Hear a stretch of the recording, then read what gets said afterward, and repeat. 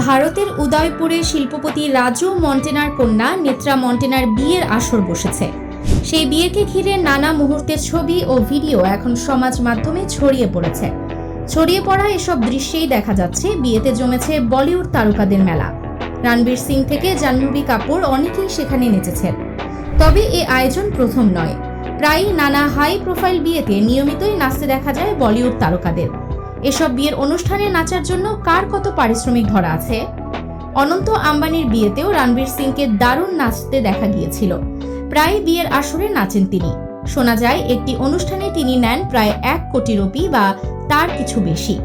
আলিয়া ভাটকেও একসময় নিয়মিতই বিয়ের অনুষ্ঠানে নাচতে দেখা যেত, যদিও বিয়ের পর তাকে আর তেমন দেখা যায়নি। তবে অনন্ত আম্বানির বিয়েতে স্বামী রণবীর কাপুরের সঙ্গে তিনি নেচেছিলেন। বলা হয় বিয়ের আসরে নেচে তিনি নেন প্রায় 1.5 কোটি রুপি। সালমান খান নাচ দিয়ে বিয়ের অনুষ্ঠান জমিয়ে তোলেন। তার উপস্থিতিতেই যেন পুরো পরিবেশ বদলে যায়। তিনি নাকি একটি অনুষ্ঠানে নাচার জন্য 2 কোটি রুপি পর্যন্ত পারিশ্রমিক নেন। একসময় বিয়েতে নাচা নিয়ে আপত্তি থাকলেও রণবীর কাপুর নিজেই সেই ধারণা ভেঙেছেন।